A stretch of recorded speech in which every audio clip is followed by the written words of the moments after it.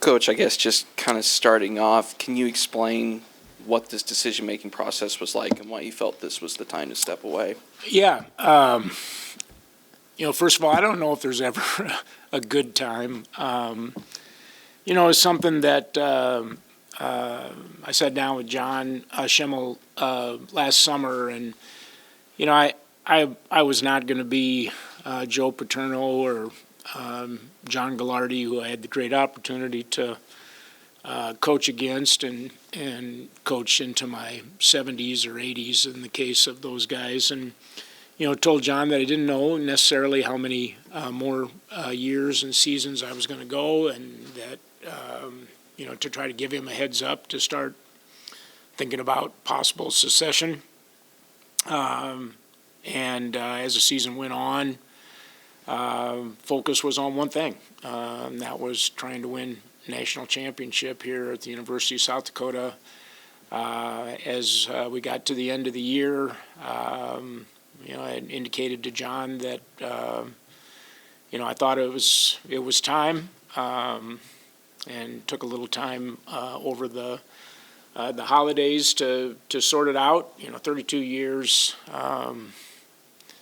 is a long time, certain amount of wear and tear, because coaching is one of those I think I used the word all-encompassing in the release. It really is. You're 7 days a week, pretty much 52 weeks a year, and some of the changes over the course of the last few years has made it even more so in that regard. Certainly still love the game, love the relationship pieces, but as I thought through all of those things, that just seemed like I kept coming back to the time was right, and then it's a matter of how you announce it. And we this business, it's pretty hard to keep secrets, but was definitely important to me as the decision came to an end to have an opportunity to address the team face to face, and that's what we did yesterday. Just what was? Do you have any input on the process with Travis taking your place and being your successor? And just how? Yeah, excited for Travis. John and I certainly had that conversation. He's a really good football coach, a guy that's been a significant contributor to the success of our program, and obviously, in today's day and age of football, and with the direction and the momentum that our program has, I think stability and continuity is really valuable, and that's the one thing that. In addition to the talents that he has as a coach, that he brings to our program, along with the rest of our staff, to give your players, a level of assurance moving forward. Just kind of first thoughts. What are you going to miss the most? That's really I think a pretty easy one for me. It's really relationships. The relationships with the young men that you get to work with, relationships with staff. Those are the things that you get into this profession to do and to have, and those are what's been important to me. Just as you leave, what would you say you're most proud of over your 9 seasons? Well, certainly feel really good about where our program's at. I told Jim Abbott when I took the job that the goal in coming here was that I firmly believed that we could build a program here that could win a national championship, and even though we fell a little short of that goal, it put the program in a position where that has become a realistic goal, and I've had the opportunity to chase that here pretty significantly, particularly the last couple of years. But really proud of the young men that we've had, and hopefully through that process have been able to have some influence on their lives. When you walked off the field in Bozeman, did you think at the time that that was going to be your last game as head coach? I had a pretty good feeling that was going to be it. Didn't want it to be the end. Obviously, would have still liked to have been playing here a week or so ago.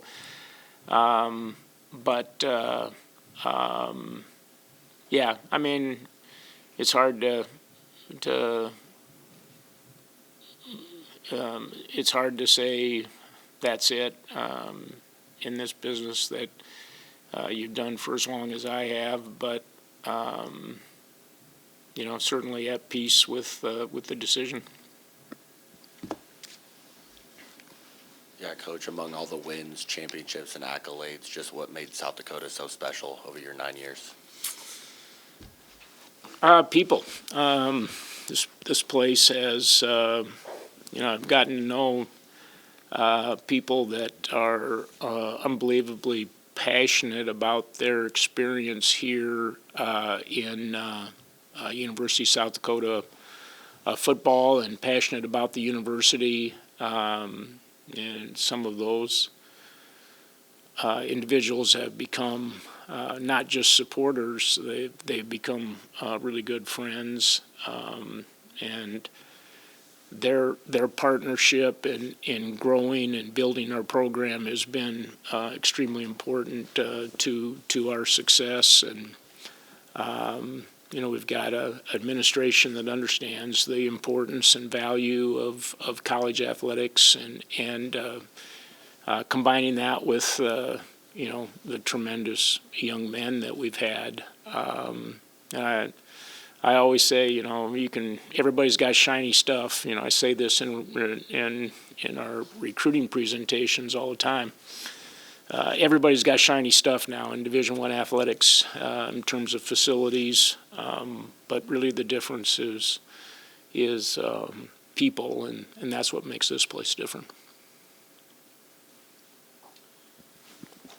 You said you were fairly certain after the semifinal. Did you kind of need a little more time to maybe think it through? Because obviously it was I think it's been about a full month now. Yeah. I've always, I'm not, a super, quick decision maker. Obviously, sorting through a few things. You don't just. It's not only sorting through what it means to step away from coaching. It's making sure that you got some semblance of a plan if you do. So yeah, there were so that from that time moving forward. Kind of with that as an understanding, taking some time to sort through all that stuff, to talk to people who, I value and trust about the process as well was a part of that, including a family. And was the fact that you knew there was somebody you could hand it off to in Travis here, in fact he was here, and I mean, he frankly was probably getting some pretty good offers elsewhere, and you never know how much longer he was probably going to be here. Was the fact you had somebody here to hand it off to, did that make it easier to step away at this point than maybe it would have been if there wasn't necessarily that person there to leave it to? Yeah, I told the team that yesterday. Having that knowledge, certainly reassuring. You invest a lot, as a coach, and one of the things you want to see is the program continue. Every place I've left, I've tried to leave a place better with the hope that it can continue to grow and develop and move forward, and so knowing that that there's somebody that you value and trust that's going to be in that position certainly is helpful. Coach, you've obviously been in this business for a hot minute. Recently there's been a lot of changes to college athletics, to college football. Someone who's been in this business for a long time, it's forced you to change ways that you've done things for a long time. How much did those constant changes factor into this being the right decision for you right now? Yeah. It's hard to say that it wasn't a part of it, John. You know, when you open up anything now about college football, and the first two things that people talk about are NIL and transfer portal.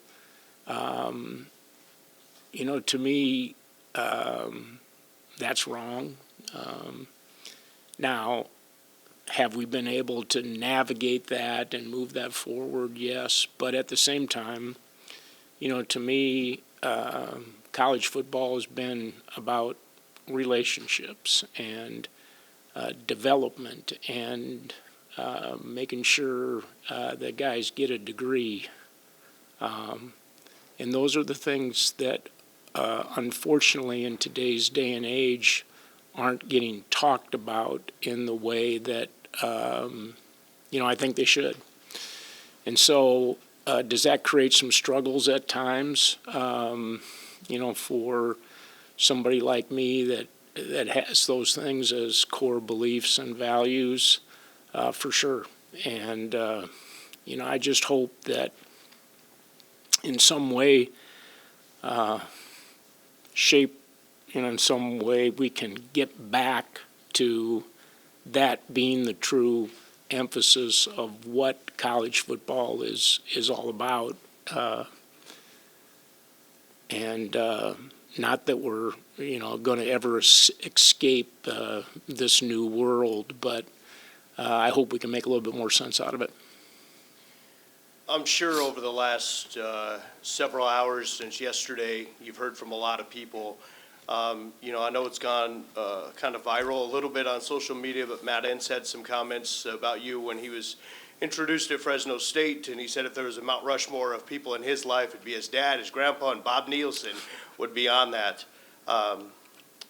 It speaks to the impact that you've had on a lot of people over your career.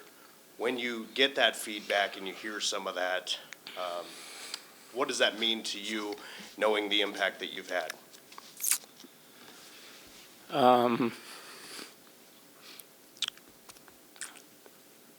Well, I guess in some ways that to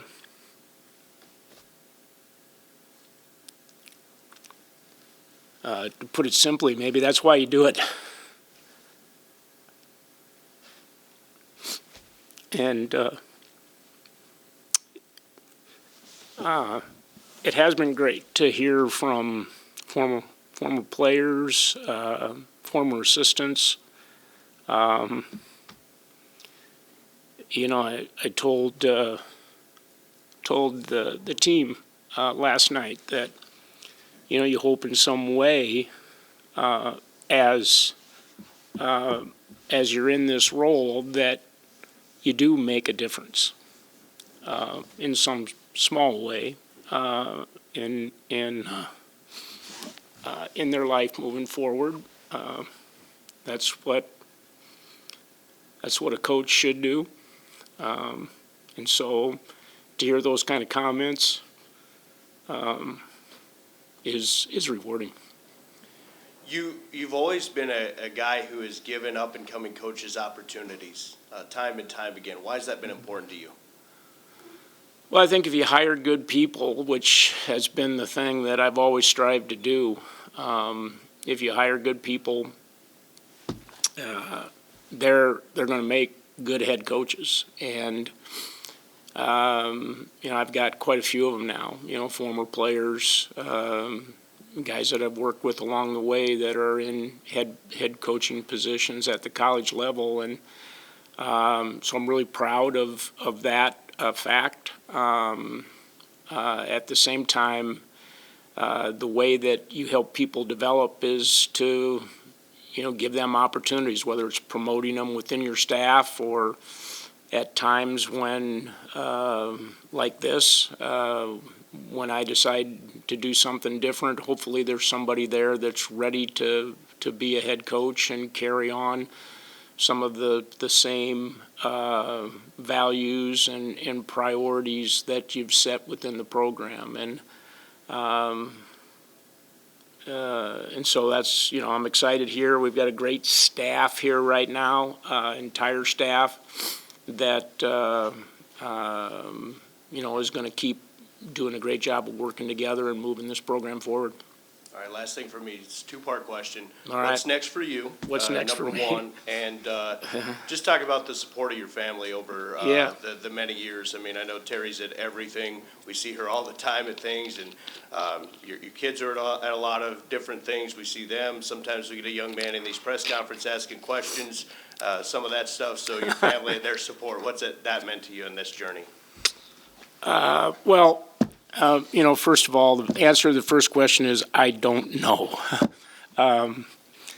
That's one of the things when this gets, got turned around pretty fast. As I said, my only priority up until that last game was and the only thing I thought about was how can I help the University of South Dakota win a national championship. And so in terms of time of thinking beyond now, beyond the decision, not anything that I put a lot of time into. And so I'll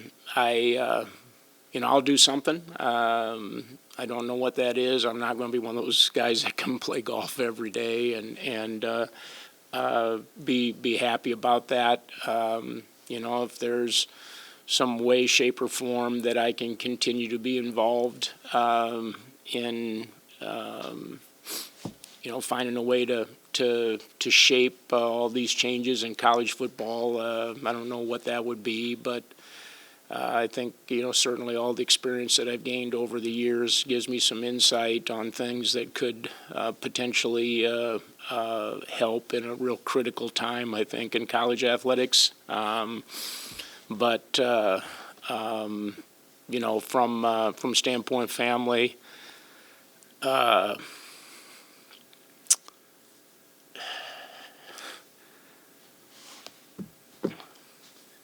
coaches, I talked about coaches' schedule. And honestly, I got a chance to give some time back, and that will be a priority moving forward.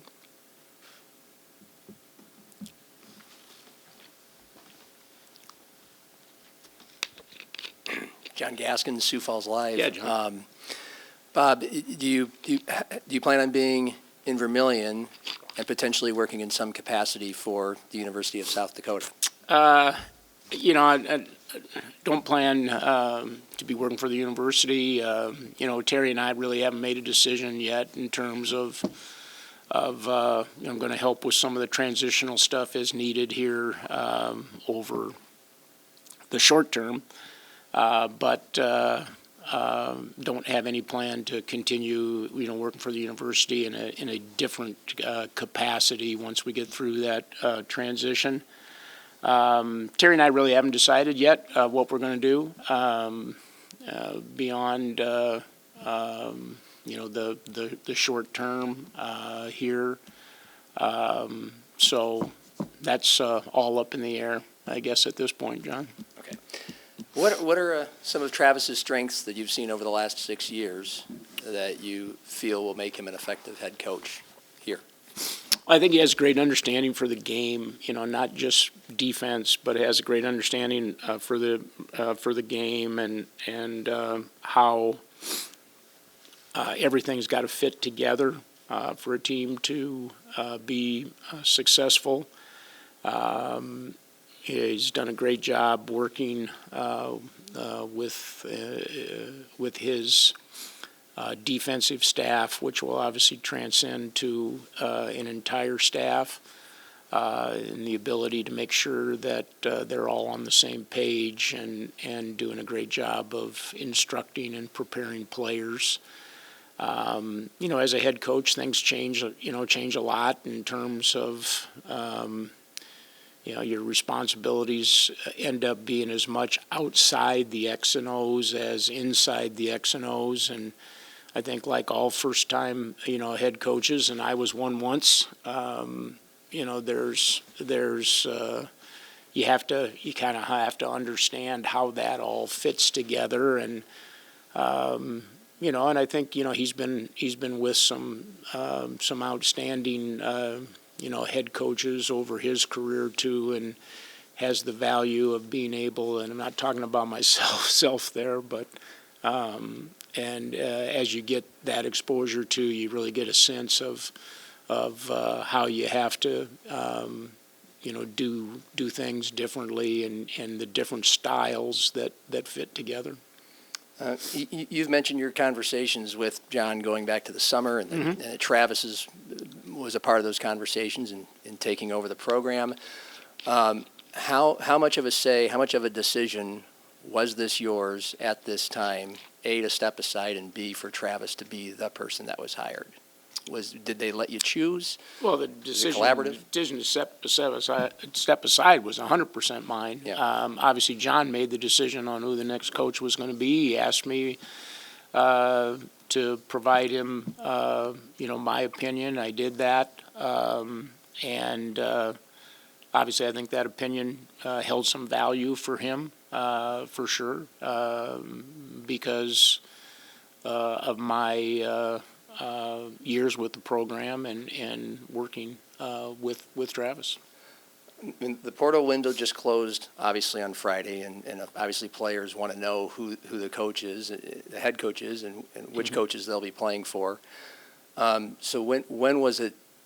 How much of a factor was that in when it was absolutely decided that the transition's happening, that Travis is the coach? Was it yesterday, or if not, how far before this was it? Obviously, we understood the decision wasn't made yesterday. This was a process that occurred from the end of the season moving forward. I mentioned that I had some things that I had to finalize, relay that to John. John went to work, and from that time forward, and again, I go back to the fact that everybody gets worried about portal windows and all of that, which shouldn't be what people are concerned about.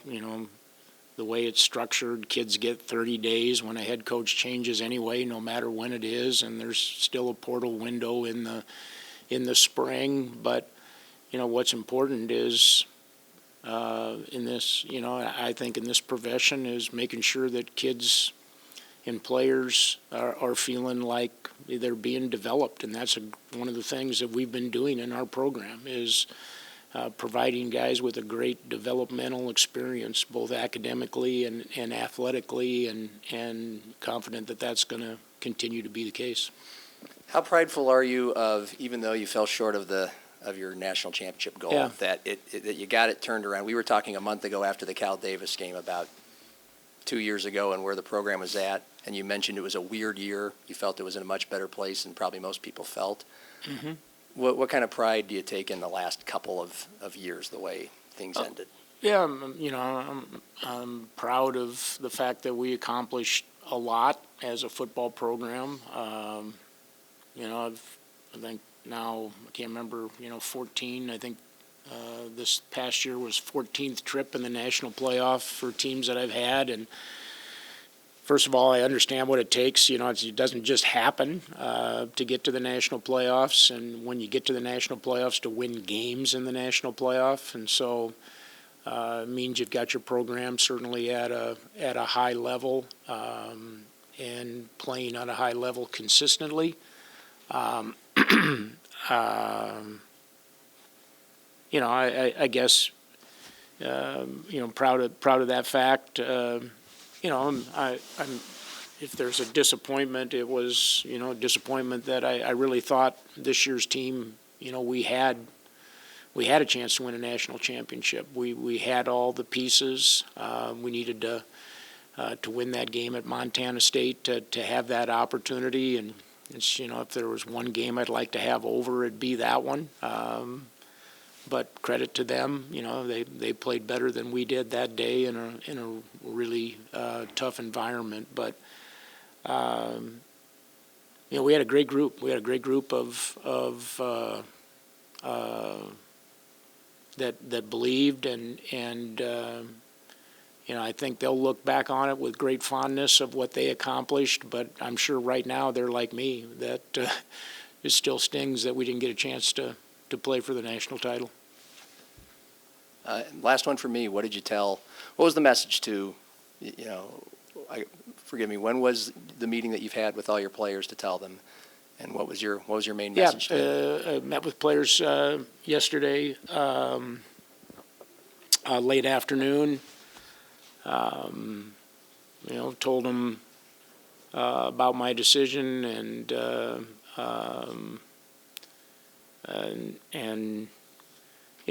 lot of the same things I just talked about with you. How proud I was of them and what they accomplished. That what made the decision hard was them, and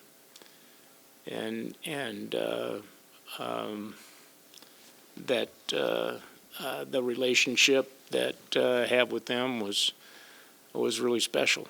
And at the same time, told them that as they move forward, it was their commitment, their leadership, and their belief that got us to this point, and it's going to be those continued things that will continue to move the program forward. It wasn't, it wasn't a magic spell that I cast that put that Missouri Valley Conference Championship trophy in the room upstairs. It was them. Bob, Yep. you mentioned it was, obviously not an easy decision. Does it help knowing that it was a hard decision? I mean, it's got to help a little bit knowing that you did it right, that you enjoyed what you did and enjoyed the people you got to do it with. For sure. Yeah, I guess if it was an easy decision, that would probably tell you something too, And I was back and forth a bunch last night with a bunch of former players and some of my former assistant coaches that had reached out to me, and a couple of them said, "You know what? There's something about going out on top rather than getting kicked out at the bottom," and there's probably some truth to that too. But yeah, I mean, would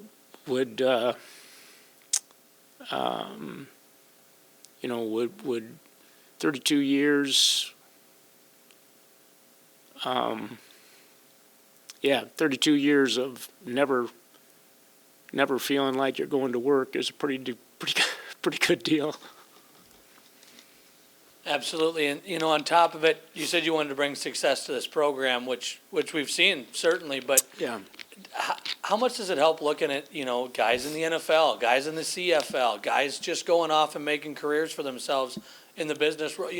How cool does it see, your former players succeeding at all different levels? Yeah, it's, I mentioned this to John. That's really what it's all about, is seeing the success that those guys have beyond their experience just playing college football, whether it's the guys that are in the NFL, the guys that are in coaching, got former players that are CEOs of major companies, and seeing their successes in life that they talk about their experience. Playing football was a big part of them getting to where they're at. Coach, you talk about all the success that you've gotten with the program. What went into the decision to do it now when you've been so close to the ultimate goal? Yeah, I told, and this sounds weird, but I actually told this to the team last night. I think, the nature of this job is, if you ever get to a point where you think that you might be able to step away. That needs to tell you that it's time. And now I don't know if that makes sense to you or not. I don't know if it made sense to the guys or not last night, but just, a bunch of things that come together, and you say, wow, you know what, I think it might be time. And if you think it might be time, then it is time, because if you can't give it everything you've got, which I always felt that I've been able to do, then it just makes sense. And so it's kind of along those lines, I guess, that I'll be. It's no secret because you can look it up on Wikipedia, but I'll be 66, and all those things kind of weighed into this decision. Knowing that you had Travis right there with so much with the transfer portal and NIL, does that ease the decision at all, knowing that you can try to continue some continuity with the program with him taking over? Yeah, the continuity. I talked about that a few times. With Travis and with a really good staff, knowing that the program's going to be turned over to really good hands, and our players are going to be continued to be supported in the way that I feel is important to put them first and foremost. Does it make the decision a little bit easier? Yeah, because again, it's really about them and their experience. Anyone else who hasn't gone?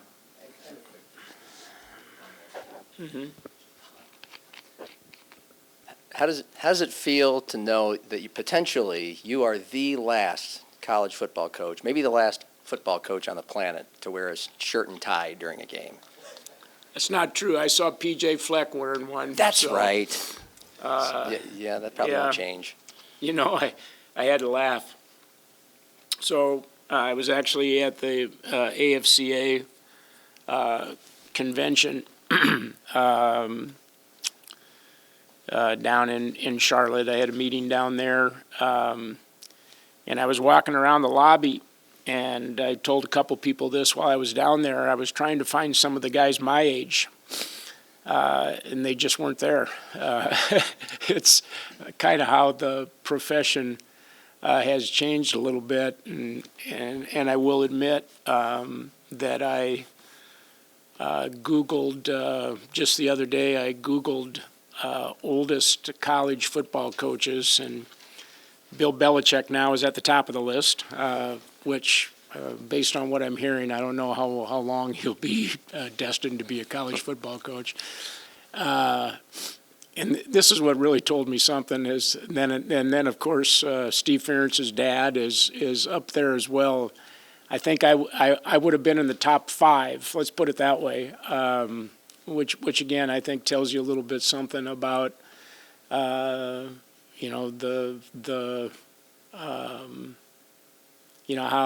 this profession is kind of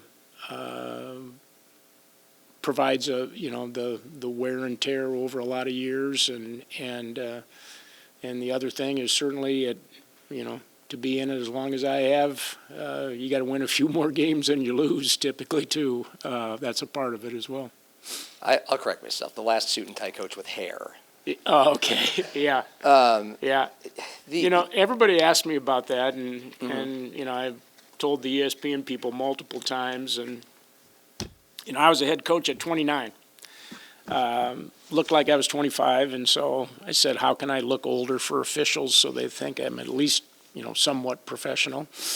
So I wore a tie, but at the same time, I grew up watching guys like Woody Hayes, I was Kansas City Chiefs fan, John, back in the day when Hank Stram was the coach. And so that was, that's what I kind of grew up around, is watching guys that dressed like professionals on the sideline. And so it just kind of stuck, John, and at some point, I got to be too old to change. Yeah, well, I think you can feel good that you went out a little bit in a better fashion than what Hayes did. But your demeanor this day and age, staying on this topic of age and times, is, it's no secret, you're far more just kind of even-keeled and speak in a more modest tone and measured tones than most football coaches we see. And I know that's just your personality, but how much of a point have you tried to make of it, or thought it to be to your advantage to be the way you are? Yeah, I think the one thing that I've learned over my career is that there's value in consistency. Consistency in terms of who you are, consistency at critical times, and that's probably impacted to a certain extent who I am. Not that I don't get emotional, and obviously did a little bit today, but just being the same person every day. For players, not being all over the map. If you want them to be consistent, you have to be consistent in what you expect, and also in on how you present the program, and that's what we've tried to do. And I think our team this year modeled that really well. I don't know if I've ever had a team that played more consistently throughout all three phases than this team did this past fall.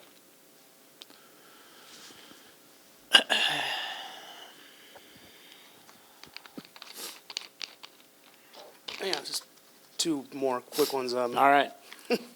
Well, I know from at least one other coach who retired about the same period that spends a lot of time with his wife and grandkids, and it does hunts Yep. and does some things. You kind of thought about what you're going to be doing next season, because I know he still misses the coaching profession, but other than Yeah. the fact, I'm guessing if Travis and the team makes Nashville next year, I'm guessing you'll be there, but have you kind of thought about, I'm sure you're Yeah. going to miss it, but have you kind of thought about what you'll be doing on game days next Saturday? Yeah, I haven't thought about that really. I've got some grandkids that are close. I might take in a youth football game or two, because my oldest grandson, who's probably not real happy with me right now, because his plan was to take over the family business. But he's playing youth football, and so maybe get a chance to watch him a little bit. And I love the game, so I'll still find ways to be around it, and I'm still watch some games, whether it'll be here or other places. Probably a combination of both, possibly, but it's a great game, and been a lot of fun to be a part of. Lastly, I know we're all kind of South Dakota homers, but you've had a career that's more than 40-some years. Do you still have anything from your Ripon Redhawks days? Because you started wearing red and white, essentially, as a head coach. I know you started as a coordinator with Wartburg, but do you still have any Ripon Redhawks apparel from your first head coaching job? No apparel. I do. My wife, a few years ago, and I can't remember what the celebration was, she got a helmet from every school that I had been at. And somehow, I don't know where that collection went, except for the Ripon. Now, you have to remember, when I was there, it was the Ripon Redmen, which they changed to Redhawks. So I for some reason, that Ripon helmet is sitting in our garage right now. So the answer is yes. I still have something, and honestly, still communicate with several of the players that I had an opportunity to coach there.